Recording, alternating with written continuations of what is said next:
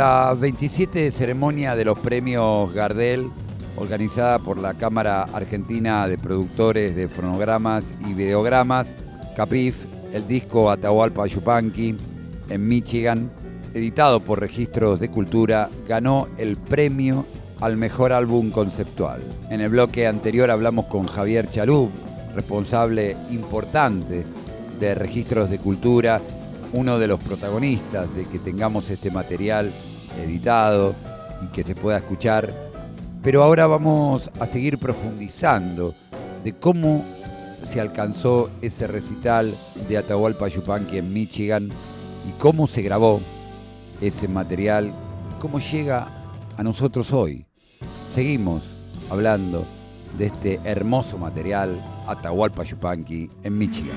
Y en este momento de Un canto se hace al viento vamos a hablar sobre un libro CD que encierra un documento sonoro histórico de nuestra música popular argentina y que nos trae de nuevo a un grande de ella, como fue don Atahualpa Yupanqui. Para eso estamos en comunicación telefónica con Óscar Ballester, que nos va a hablar de este trabajo que edita Registro de Cultura. Hola, ¿cómo estás? Hola, ¿cómo están ustedes? Muy bien, gracias. Nos gustaría que podamos hablar sobre cómo se gestó esto que hoy conocemos y por qué tanto tiempo después. Comenzó en el año, en realidad alrededor del año 1980. Yo estaba viviendo y trabajando en una pequeña ciudad del estado de Michigan, en Estados Unidos, que se llama Ann Arbor, que es la ciudad donde reside la Universidad de Michigan. Y allí formamos un grupo informal que llamábamos Proyecto Cultura Latinoamericana. Eran chilenos, brasileros, venezolanos, argentinos, inclusive algunos americanos, algunos europeos, que estábamos en contacto con nuestra cultura, en particular lo que sea música folclórica, pero también otras actividades culturales, ¿no? Y no se daban espontáneamente, en Estados Unidos no se da eso espontáneamente. Entonces, la única forma de hacerlo era o lo hacíamos nosotros o no lo hacía nadie. Entonces nos organizamos en ese grupo informal y comenzamos a organizar pequeñas guitarreadas, después algunas peñas. Después invitamos a artistas de Nueva York o de Los Ángeles, locales que vivían en Estados Unidos. Y eventualmente pudimos traer también artistas que venían en gira y demás. Y ya habíamos estado trabajando unos 3 años, más o menos, haciendo estos eventos, cuando yo estaba unos días de vacaciones en Mar del Plata y veo un anuncio, un afiche en la pared, que había un concierto de Atahualpa Yupanqui esa misma noche. Yo nunca lo había visto en vivo a él, así que derecho fui al teatro y después de la función me quedé a esperarlo para preguntarle si le interesaría ir a Estados Unidos. Nosotros sabíamos que él nunca había ido a Estados Unidos, había recorrido el mundo, dado la vuelta al mundo muchas veces, pero a Estados Unidos nunca había ido.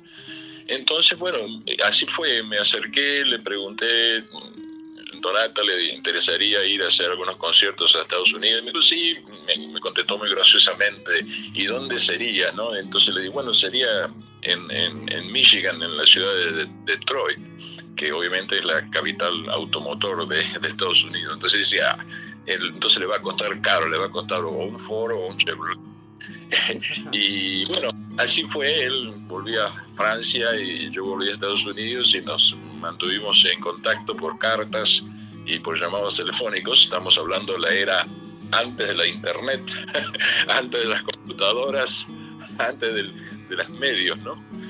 Y organizamos entonces, había que organizar varios conciertos, no solamente uno en Michigan, porque no justificaba traerlo de Francia y todo lo demás, así que terminaron siendo 7 conciertos, ¿no? El concierto, si querés podemos hablar de la gira o de los conciertos en particular después, pero la idea de la grabación fue porque nosotros teníamos este grupo que te comento, teníamos un programa de radio los domingos a la mañana, y pensamos que grabando el concierto a la semana siguiente podíamos pasar algunos segmentos del concierto y hacer comentarios sobre esa actividad. Nada más, nunca pensamos que eso iba a terminar siendo una grabación. Y así fue, se hizo la grabación directamente de la consola de sonido del teatro donde él actuó, en un cassette. Y lo usamos para el programa de radio, y después el cassette quedó guardado en una caja de zapatos por muchos años, muchas décadas. Fue creo que en el 2005 cuando también organizamos un concierto para Juan Falú, y hablando con él le mencioné que habíamos llevado a Atahualpa, y le mencioné que teníamos una grabación del concierto. Entonces él se interesó, entonces yo le hice una copia y se la di para que la escuchara, para que evaluara él si realmente la calidad de la grabación y el sonido estaba bueno como para considerar eventualmente producir un disco con eso, ¿no? Y así fue. Entonces ahí se involucró Javier Chalub, de Registros de Cultura. Hizo un trabajo extraordinario, masterizando, ecualizando la grabación, pasándola digital, claro, ya estábamos ahora en la época digital, y limpiando la cinta para que quedara, digamos, una grabación muy, muy buena. Y bueno, después hubo algunos intentos de producirla en 2015, que comprometió al Fondo Nacional de las Artes, que en principio estuvo de acuerdo en producir el disco, pero después a fines de 2015 hubo un cambio de gobierno, y el nuevo gobierno no estuvo de acuerdo, entonces quedó paralizado nuevamente, y ahí quedamos. Habíamos casi abandonado los esfuerzos, y después hubo algunas charlas y dijimos, bueno, vamos a hacerlo nosotros. El viejo lema anterior de vamos a hacerlo nosotros no lo va a hacer nadie. Entonces, junto con el Registro de la Cultura, decidimos publicar este libro con el concierto. El libro contiene algún anecdotario que escribí en base a las experiencias y las anécdotas de esa gira en particular. Un trabajo de Javier Pinicelli sobre la temática de las canciones de Yupanqui, y una introducción de Juan Falú, y también notas y documentos de esa época de la gira, que fueron aportados por Roberto Chavero, el hijo de Atahualpa. Oscar, contanos un poquito tu vínculo con él después, durante esa gira, y la relación que llegaste a tener. Sí, tuvimos una experiencia muy, muy interesante, porque él llegó el día antes a Michigan, que era un sábado. Después del concierto se hizo el domingo, que coincidentalmente fue el 30 de octubre del 83, el día de las elecciones acá en Argentina, que terminó con la última dictadura militar y eligió a Alfonsín como nuevo presidente. Eso fue todo casualidad, porque en realidad la fecha del concierto se había establecido varios meses antes. Y después se quedó con nosotros en Michigan el lunes y el martes. Así que tuvimos oportunidad de tenerlo y charlar con él, tener conversaciones y algunas comidas por 3 días, casi 3 días y medio, casi 4 días. Lo cual fue muy interesante a nivel personal, ¿no? No vamos a descubrir, digamos, quién es Atahualpa, pero fue una cosa muy, muy, personalmente para mí, muy, muy interesante y gratificante.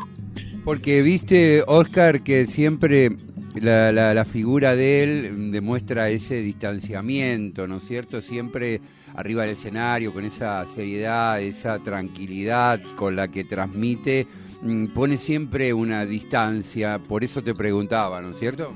Él, te diré, mi impresión es que al principio que lo conocías, aparecía como una persona muy arisca, diría yo, muy como sospechosa de quién eras vos, ¿no? Después que te conocí, ahí sí, era extraordinario poder charlar de cualquier tema, un tipo con una gran cultura, con, digamos, aparte de la música, todo lo demás que había vivido en su vida, y intercambiaba con vos, charlábamos, digamos, horas y horas, ¿no? Era una persona muy accesible una vez que rompía ese hielo inicial del contacto, ¿no?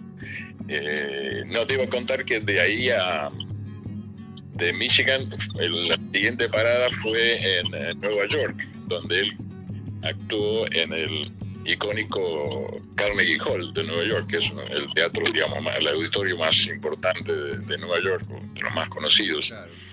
Y ahí también hay toda una serie de anécdotas y cosas, ¿no? Que es lo que trato de escribir en el librito que acompaña la grabación, ¿no? Por ejemplo, el concierto de Nueva York lo organizó un grupo del Taller Latinoamericano, que era dirigido por Bernardo Palombo, un mendocino, compositor, poeta, que vivía allá hace muchos años en Nueva York.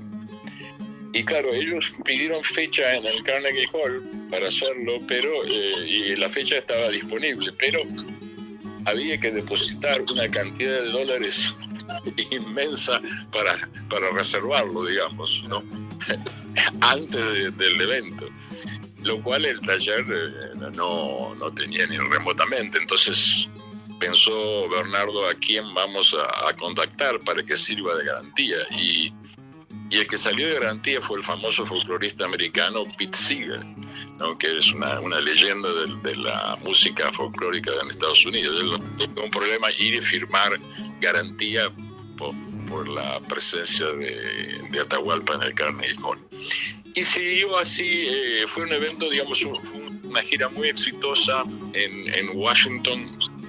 Él fue invitado por la OEA, dio un concierto en la sala de la OEA y se le entregó un diploma de honor por las contribuciones a la música de todos esos años, ¿no? Así que fue un proyecto de tantas décadas, pero al final hemos podido llegar a que la gente tenga acceso, que es lo más importante en nuestra mente, ¿no? No es un proyecto comercial, esto es un proyecto para que la gente tenga acceso a este concierto. Una de las cosas que aprendimmo a través de los años y que nos motivó más a producirlo fue que Atahualpa tiene una extensa discografía, ¿no? Grabó todo su repertorio en Francia, en Le Chant du Monde, el sello de Le Chant du Monde, también en España, en Argentina, en Odeones, y hay muchas grabaciones pero hay pocas en vivo. Eso es lo interesante. Hay muy pocas conciertos grabados en vivo que están disponibles para el público en general, ¿no? Y eso fue una de las razones que a medida que él, claro, falleció unos 7, 8 años después de esa gira, en el 92, y había muy pocos producidos, entonces nos motivó más para hacerlo. Y la otra era que nos parecía muy importante incluir lo que él habla y comenta entre canción y canción, y cómo presenta cada canción, porque esos son gemas, joyas en sí mismas, ¿no? Que no deben de ser desperdiciadas, no se puede perder lo que él cuenta, cómo presenta las canciones, los ritmos, cómo explica los distintos ritmos, el origen de las canciones, los autores y claro, los temas, ¿no? Entonces eso nos pareció muy importante incluirlo, así que hemos incluido, son 20 canciones, con la mayor parte, si no todo, el comentario entre canción y canción. Claro, porque eso es la esencia de la música que él defendía, ¿no es cierto? Esa cuestión trovadoresca, podríamos llamar, que muchas veces las grandes compañías discográficas del disco en todos los tiempos han sacado de las grabaciones en vivo de los músicos, porque lo importante era que se escuchara el tema, ¿no es cierto? Pero acá, para muchos, lo más importante también está ese decir que tiene el trovador, el músico en esto. Y aparte me parece interesante esta historia que nos contás alrededor de este registro, que también cuenta la historia de nuestro país con respecto a la cultura, ¿no es cierto? Ese descuidado que hay, sea el gobierno que sea, la desprotección de ciertos órganos del Estado para estos documentos tan valiosos que deberían no solamente tener cabida, sino que deberían tener un lugar preponderante en todos los lugares de nuestro país, y aparte ser parte, por ejemplo, de una biblioteca en un colegio, por ejemplo, se me ocurre una idea, ¿no es cierto?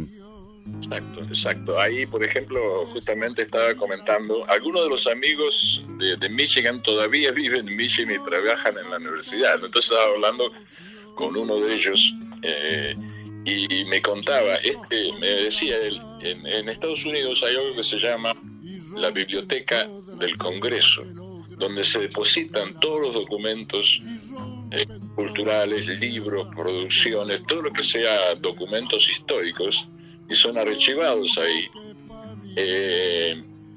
Y me dice, en Argentina no hay un ente similar donde esto debería ser archivado para todas las futuras generaciones lo puedan consultar cuando sea necesario, ¿no? Y justamente eso es la misma idea que vos estabas charlando. Había pasado con esta conversación que tuve con mi amigo que todavía está allí en la ciudad de Auburn.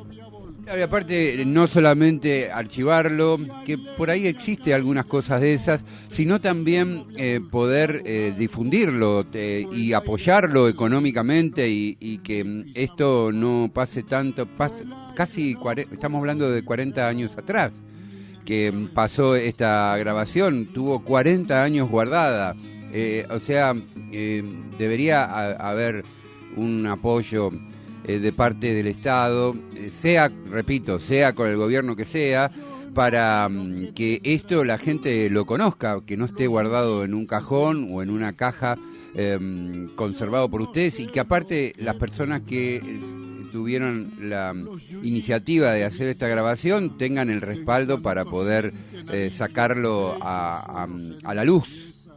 Y que no tiene ningún fin económico, sino más bien es un fin cultural, ¿no es cierto?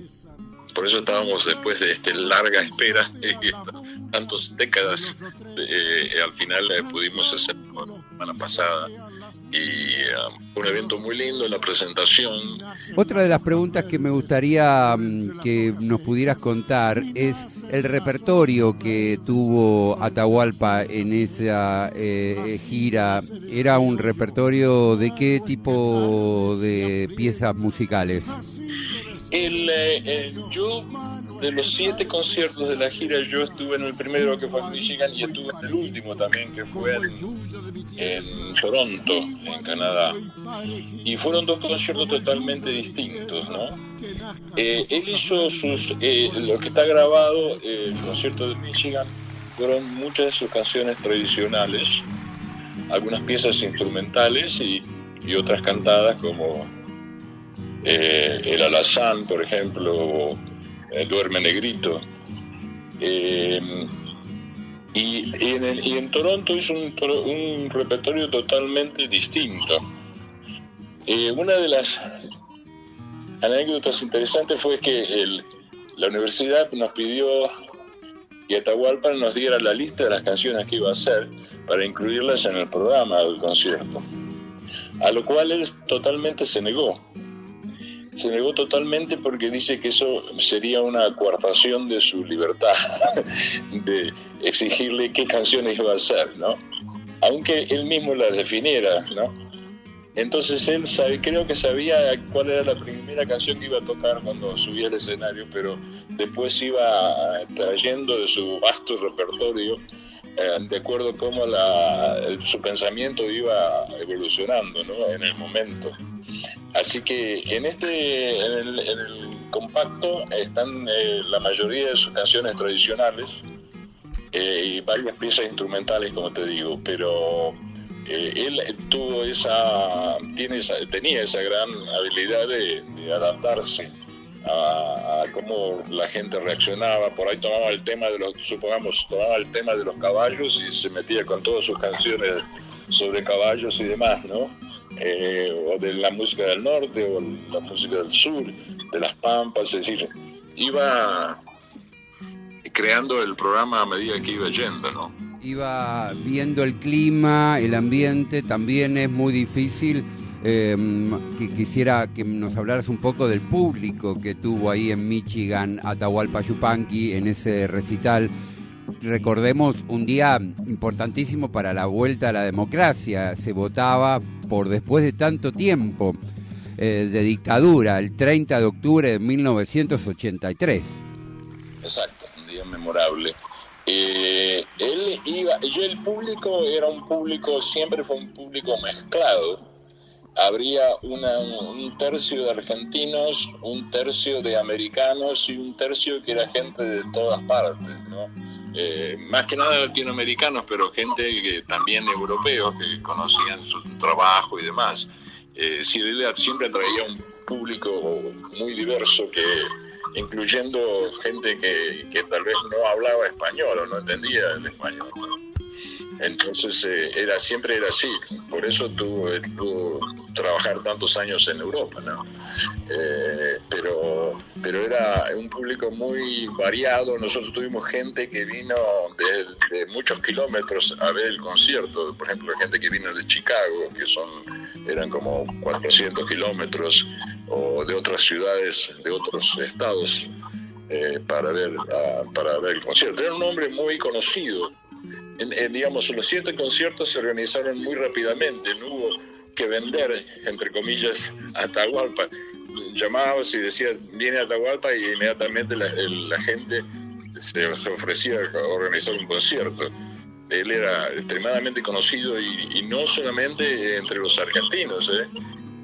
Muchos de esos 7 conciertos no fueron organizados por grupos argentinos, sino por grupos a lo mejor guatemaltecos o mexicanos o chilenos, grupos de otras partes del mundo, ¿no? Y bueno, porque su llegada, su universalidad era en ese nivel, ¿no es cierto? Allá por el año 1983 su carrera tenía esa internacionalidad que lo llevaba a que diferentes partes del mundo pudiera expresarse. Y aparte, yo pensaba lo difícil que es hablarle a un público tan diverso y mostrarle canciones tan de tierra adentro, como podríamos decir, y también ese relato, ¿no es cierto?, que él hace en las grabaciones.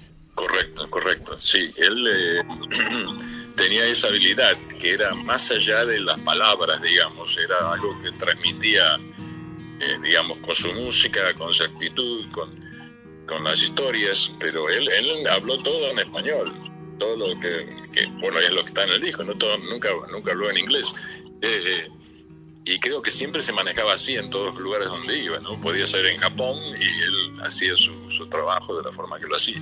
En general, por ejemplo, el público americano en general no le interesa mucho la cultura de otros países, por decirlo directamente y claramente, no, en general estamos hablando.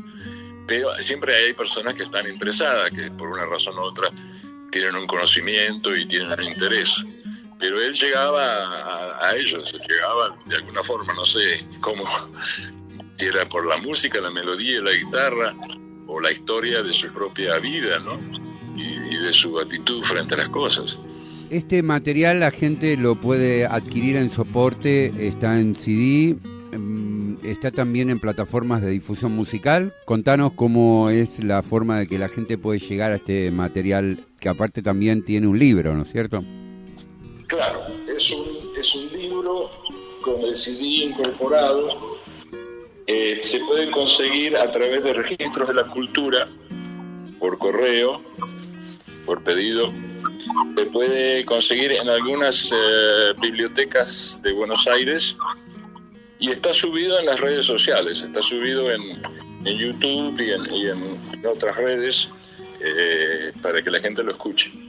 Se puede poner entonces Atahualpa Yupanqui en Michigan, que así se llama el trabajo, y ahí en plataformas de difusión musical Registros de Cultura lo tiene para que todos lo podamos compartir y escuchar, y estamos rescatando un concierto, un documento sonoro de muchos años, de 40 años, pero también con una importancia cultural muy grande.